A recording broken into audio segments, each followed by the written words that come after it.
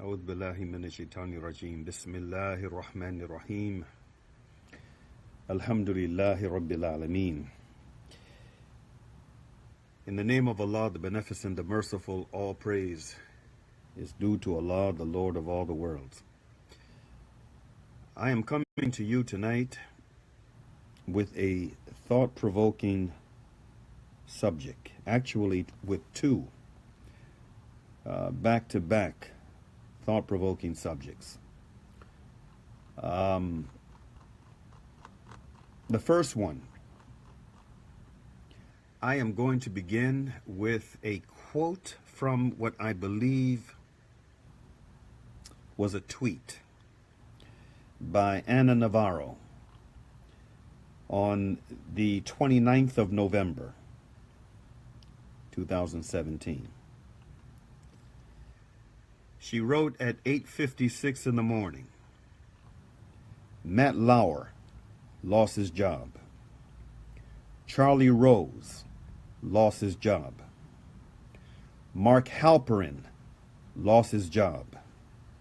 Glenn Thrush lost his job. Billy Bush lost his job. Harvey Weinstein lost his job. Kevin Spacey lost his job.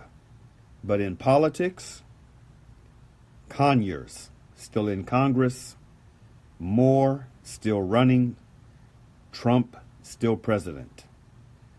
This was, again, a release that Ana Navarro sent out on the 29th of November.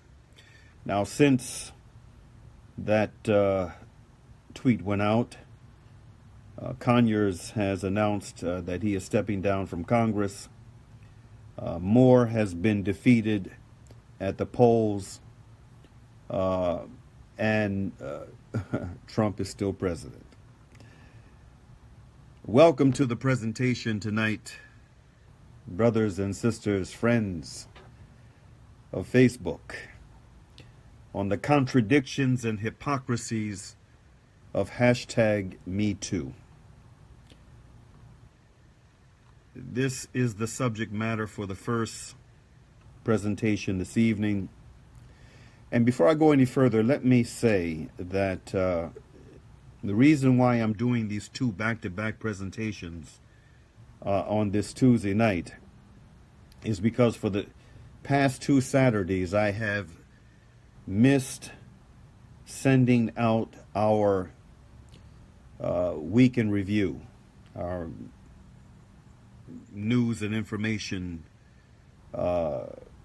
review on issues that really jumped out at us and grabbed our attention during the course of the week. I've missed two back-to-back Saturdays, and the reason why I missed them is because I didn't want to do a presentation that would fail to meet a minimum standard that I've set for myself. Our beloved Prophet Muhammad ibn Abdullah, he said, Allah has prescribed proficiency in all things. So whatever you do, you must always strive to do it well. And knowing that I was under a tremendous amount of pressure and in terms of resource, we have really been under a lot of pressure lately with our resources, and that has necessitated my being on the road and stretched a bit thinner, and not really able to focus the way that I would want to focus intellectually on the presentations that I would like to deliver on in that Saturday news and views special presentation. So rather than to do a presentation that I'm really not satisfied with, I decided, okay, I'll pass up this Saturday, and then I ended up having to pass up the following Saturday. But to try to make up for it a little bit, we have something really special for you tonight. MashaAllah. Now, I just shared with you Ana Navarro's tweet. It was a very provocative tweet. Again, it was dated the 29th of November. About a week before Ana Navarro sent out her tweet, about a week before, on November 22nd, in fact, I have the date stamped here, was 8:59 p.m. I wrote the following in an email that I sent out. The subject line read, "America's cultural chickens coming home to roost." Some of you out here in social media land, if you're connected with us in our email network, you no doubt saw this email and you might remember it. I wrote again on the 22nd of November, "The growing sex-related controversies ravaging America are something to behold.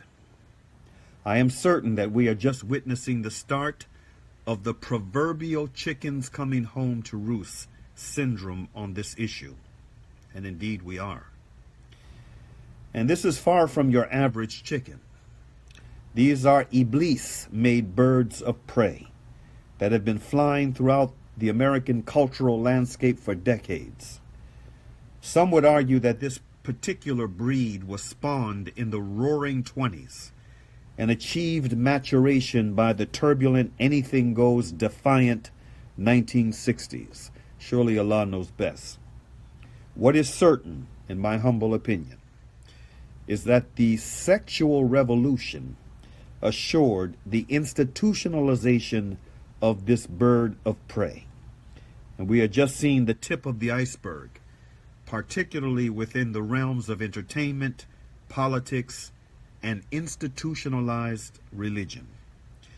May Allah, the all-powerful and most merciful, fortify us for the struggles ahead. Now, these were the words that I wrote on November 22nd, and I consider this to be a fitting introduction to our subject matter tonight. Now, having shared what I wrote on this topic in November, I'm going to now share the summary of more recent thoughts, actually over the past few days as I was driving back from the South. These were some of the thoughts that came to mind, and from time to time I would pull over and record these thoughts on my little mini computer called the iPhone. Point 1.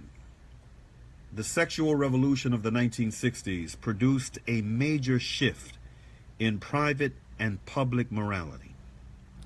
The excesses that have come in its wake in practically all areas of modern-day society are the chickens that have come home to roost. Point number 2. Hollywood has long been the incubator for a laissez-faire or anything-goes type of culture, often referred to as a liberal morality in the public square. The music and modeling industries have been right behind Hollywood in the advancement of this globalized anything-goes culture, which is always seeking to push the limits, to push the limits, to push the limits. Point number 3. Women and girls have always been conditioned to go along with the exploitation of their sexuality, while men and boys have been conditioned to see their female self primarily as objects of pleasure. In the process of doing so, we end up denying the full development of our higher selves. Point number 4. Politicians across the board and the political system as a whole, from top to bottom, have been a prominent behind-the-scenes facilitator of this dehumanizing culture, not just as a result of the type of legislation that ends up being passed on the basis of public opinion, but by the legislators' own behavior.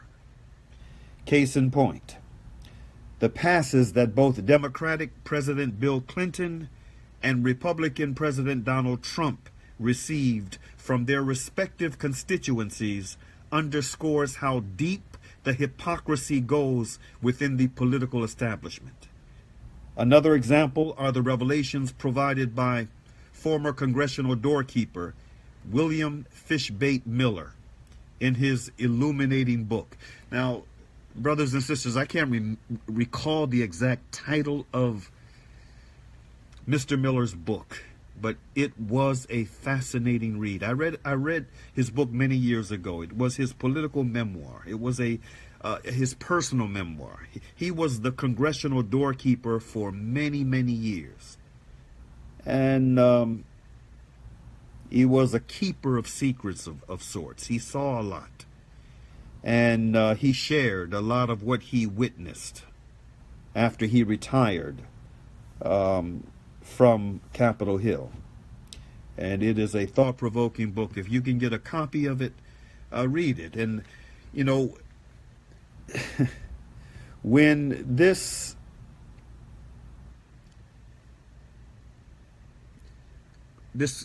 cultural crisis began to unfold, and especially when it began to reveal the behavior of politicians on Capitol Hill, I immediately thought about the personal memoir of William Fishbait Miller.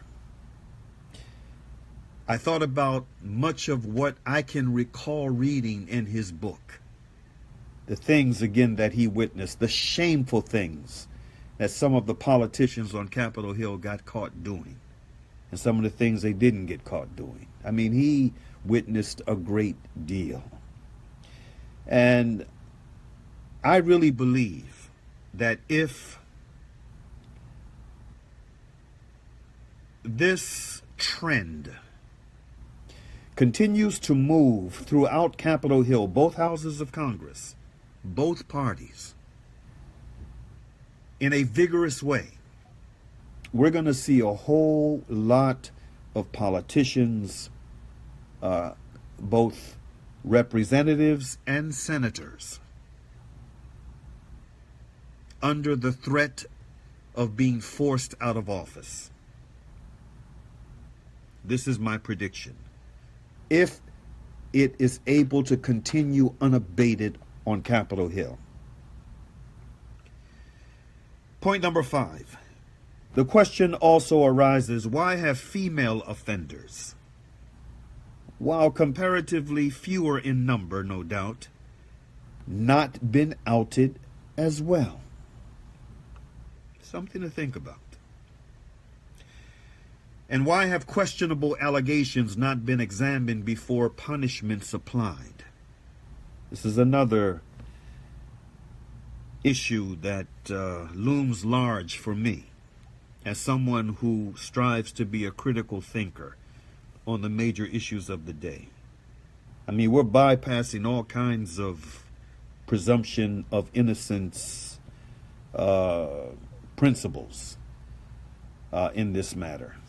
An allegation is made, a person is forced out of office or forced out of his job. And while in most of these cases there is an avalanche of, if not hard evidence, certainly circumstantial evidence that justifies them being pushed out of office, but in some cases there are serious questions about the allegations made, and there are serious questions about the weight of the allegations made. For example, in the case of the senator who was a former comedian, whose outrages, I can't think of his name right now. Someone may be able to supply it in the thread, but this up-and-coming senator who, you know, there was talk about the possibility of a run for the presidency. I mean, he was so popular, so progressive. He was the feminist, pick for the kind of politician they really wanted to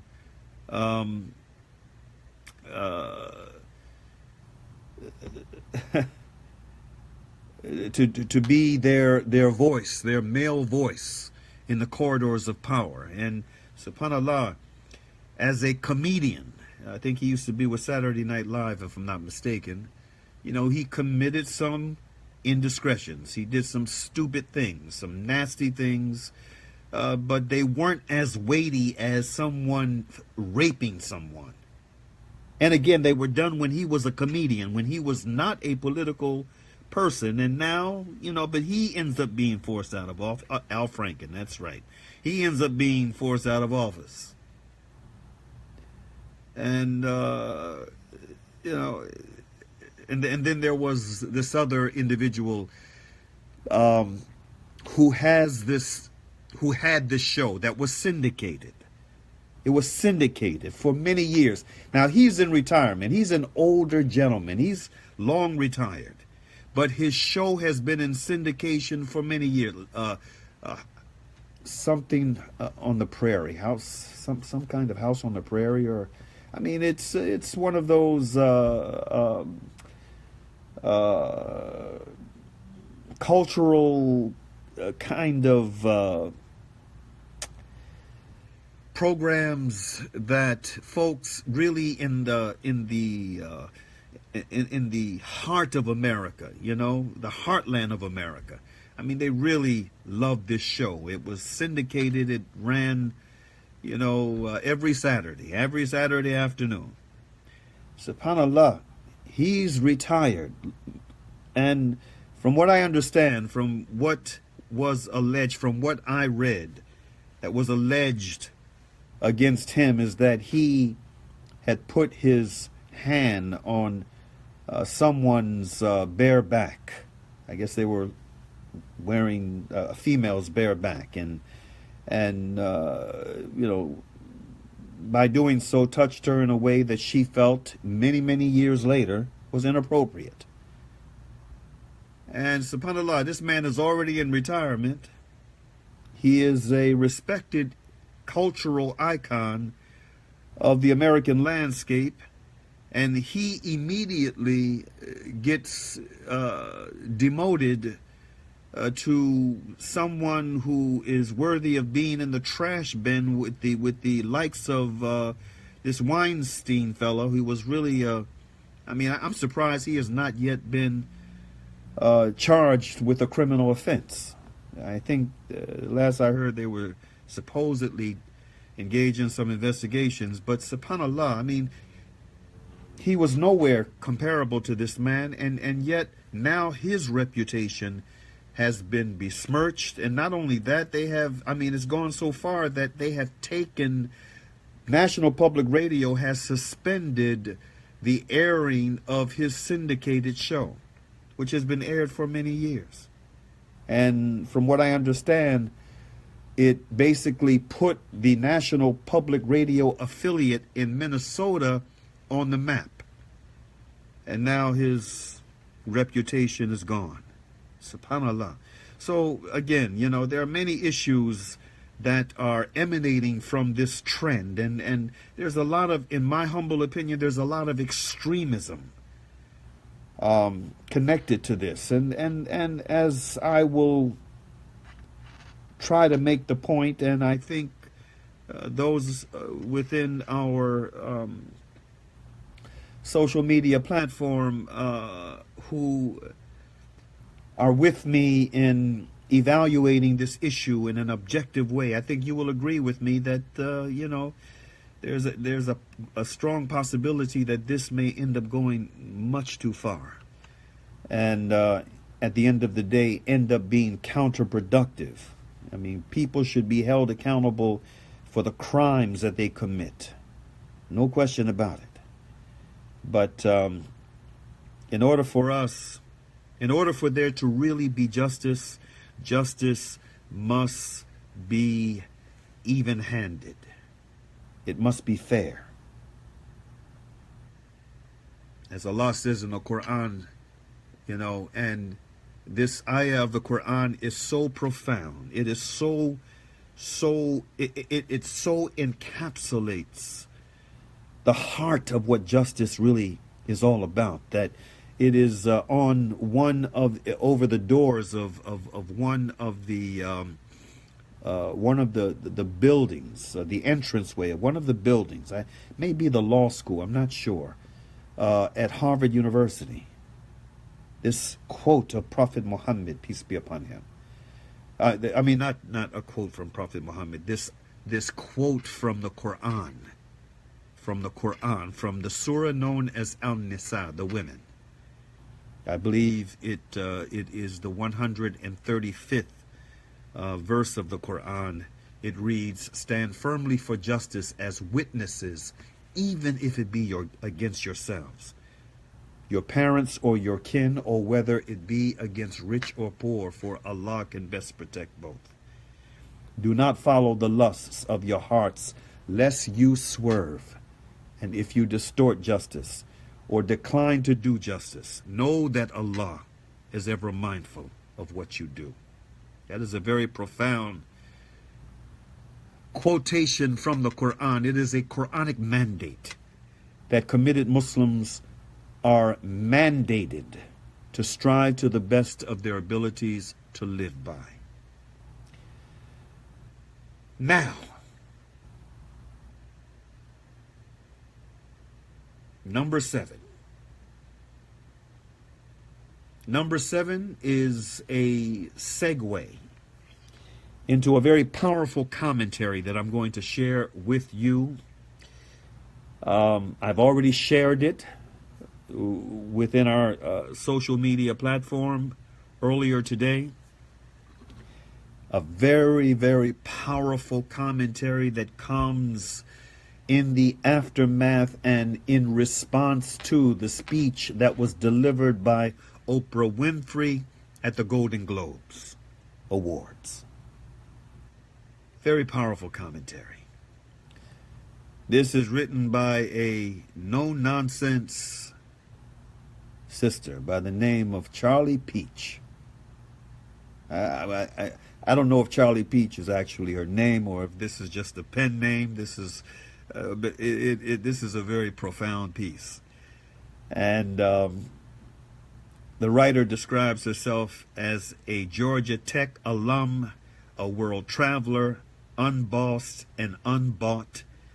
And she has a number of hashtags: Darren Seals, hashtag Asada Shakur, hashtag Free Gaza, hashtag Dem Exit,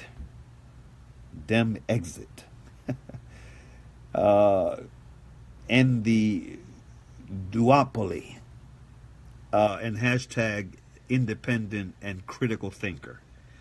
It's really a profound piece that she wrote titled Oprah Winfrey's Shameful Comparison of Black Women's Jim Crow Era Rape to that of Rich White Women's hashtag Me Too. Now I'm going to share with you what she had to say. I have to admit that I purposely ignored the Golden Globes and all of its Hollywood rich women's hashtag Me Too moments. However, I was more than insulted listening online this morning to Oprah compare the violent and brutal pain of rapes and even murders that black women endured by racist white men during Jim Crow to that of rich white women in Hollywood and business. The brutal gang rape of Reese Taylor by 6 white men in Alabama is not comparable to the alleged sexual assaults that rich white women oftentimes purposely endured for fame and money are fighting in their new hashtag Time's Up and hashtag Me Too movements. To compare the savagery and racism that fueled the many rapes and abuse that black women had to endure by the hands of racist white men to that of rich white women's new fight for dominance and power is a shameful eraser, even for Oprah. These rich women weren't raped, beaten, bloodied, and left to die because of hate and white power. These rich women chose silence out of fear of their careers and wealth. Black women who chose silence during Jim Crow, etc., chose silence out of fear for their very lives and that of their families. The image below was taken from the documentary of Ruby McCollum, dated August 31st, 1909, through May 23rd, 1992. That's when she lived, Ruby McCollum, a wealthy black woman from Florida. And this is really interesting here. A wealthy black woman from Florida who was convicted and sentenced to death for murdering her white doctor, who she accused of repeated rapes and forcing her to have his children. Her conviction was later overturned. And this photograph is taken from the documentary of Ruby McCollum. I'm going to have to check that out. The Golden Globes gave the Cecil B. DeMille Award to a black woman billionaire. This after not giving even one Golden Globe to any black actresses. Nothing says supporting black women like the coronation of one of their own. Who better to deliver the erasure of black women's pain but the most powerful black woman in the world? All of this as the new push by the powers that be to elevate Oprah as potential presidential candidate. Many of you will say that Oprah used the stage to highlight the story of Reese Taylor. I disagree. Oprah is a talented woman and orator. Her purposely omitting the vast differences in the rapes and pain that black women endured because of racism by racist white men during the Jim Crow era, and comparing their pain and often deaths to that of rich white women was a disgrace. What's laughable about the Golden Globes and the hashtag #MeToo and hashtag Time's Up gaggle of elite black and white women is that they had no problem with an award named after a white man, Cecil B. DeMille, being lauded as its top award, lifetime achievement, a white man that I'm sure, if someone looked into his past, would find the same disturbing and accepted practices of casting couch auditions and more, that the likes of Weinstein and other Hollywood execs used for decades. A system that was known to all. Everyone knew the pathways to success in Hollywood always came about through a small amount of talent, a large dose of nepotism, a lot of money, and many meetings with casting couches. It now looks like Hollywood has actually silenced the hashtag Oscar So White crowd. It only took a few Essence covers and a parody of hashtag Woke 100 crowns. They were never going to do right by black people / women. After all, how does an industry that lauds itself on being liberal and Democrats have to be forced to acknowledge the talents of black people? White women were not going to allow black women to have the spotlight all to themselves for long, because it has never been about female solidarity, but about white feminism and white women power. This new hashtag #MeToo push is nothing more than a planned agenda to elevate rich white women into the same abusive power of rich white men they claim to hate. A clever scheme to replace their rich white husbands and fathers, while continuing their solidarity of generational wealth and white supremacy. Hillary was going to be their queen to that pathway, but since that didn't happen, hashtag Pussyhat and Women's March looked for other ways to ensure their path to power. And Viola, along came Ronan Farrow and Harvey Weinstein. I've written on many occasions how sad it is to see black women fighting so faithfully to be equal to the white women, always joining their fights under the guise of feminism, when in the end, as usual, were always used for votes and voices, to only laud and lift up their causes and agendas of white women power and dominance. I don't write in normal writer prose and professorial jargon that many writers use, which seems more to stroke their egos than to deliver a succinct story that all can follow. I hope that in doing so, my words are food to those who need it most. Daniel Holtzclaw raped 13 poor black women, and not a word from Hollywood or feminists in their defense.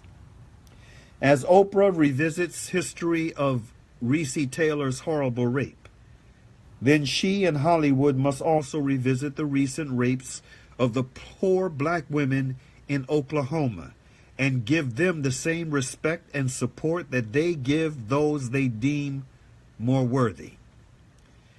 It's almost as if history is repeating itself. We all know that Rosa Parks wasn't the first black woman to sit down on a bus in Montgomery, and unlike Parks, Claudette Colvin's choosing to sit down in front of a bus was not staged by the NAACP, but an actual black girl who was tired. Yet her image and history didn't sit well with the local NAACP, so they used Rosa Parks, a black woman with fair skin and silky hair, an image they felt would be more palatable to whites and garner more sympathy than Colvin's.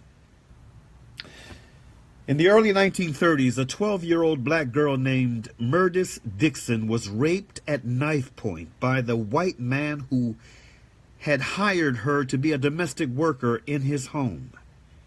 Around the same time, it was a common practice for white taxicab drivers in Montgomery, Alabama, to pick up black female passengers coming into town at the rail depot. And rather than take them to their destination, the drivers would take them to the outskirts of town and rape them.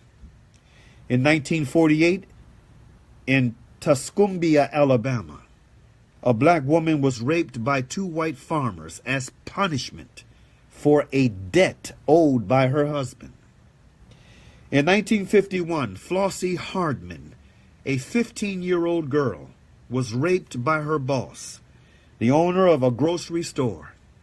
A jury later found him not guilty, so Hardman's community organized the boycott of his grocery store.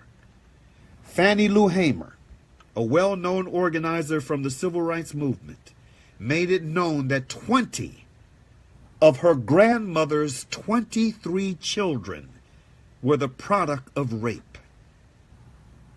Hamer herself was the victim of forced sterilization by a white doctor. As Hamer aptly described it, quote, "A black woman's body was never hers alone," end quote.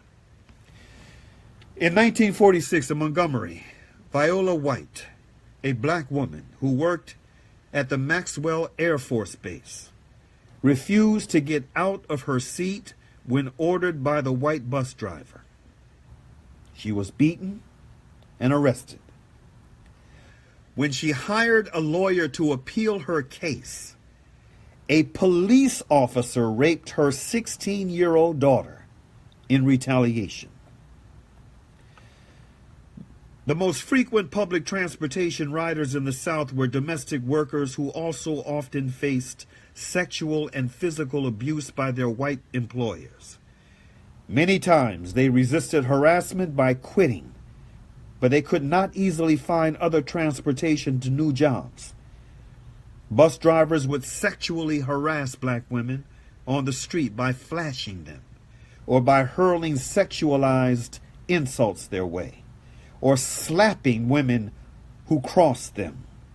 In fact, their daily humiliation on the buses played a greater role in galvanizing bus boycotts, including the Montgomery bus boycott of 1955, than has generally been recognized. And then she references here Daniel McGuire's at the dark end of the street.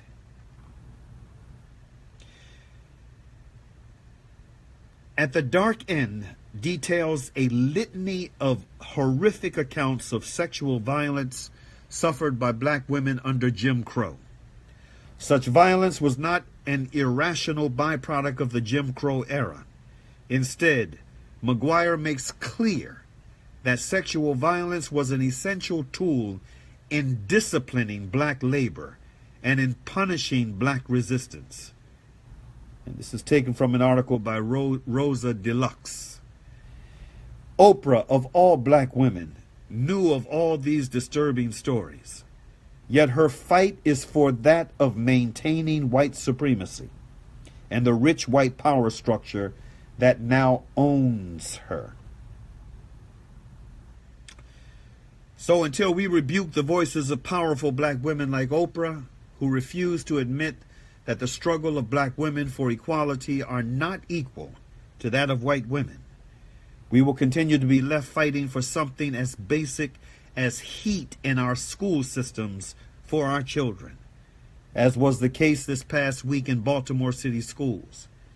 There is no hashtag Me Too until there is a hashtag Black First and an end to systemic racism and all its dangerous and deadly tentacles, and the brutal rapes and often murders of poor black women by the hands of racist white men are not comparable ever to that of rich white women who either submitted to or sat silent to sexual assault in order to further their careers and fame.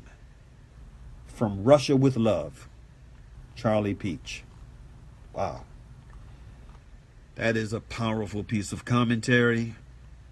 That's all I'll say about it. Just a powerful piece of commentary. You judge the merits of it for yourself. With that, I'm going to end this presentation, and I'm going to come back in 10 minutes. In 10 minutes. It is now 9:37. 9:47. I'm going to come back with the second presentation, which will focus on foreign affairs. We're going to talk a little bit about Yemen, and we're going to talk a little bit about a certain young Palestinian prisoner who also happens to be female. We'll be back in 10 minutes, inshallah.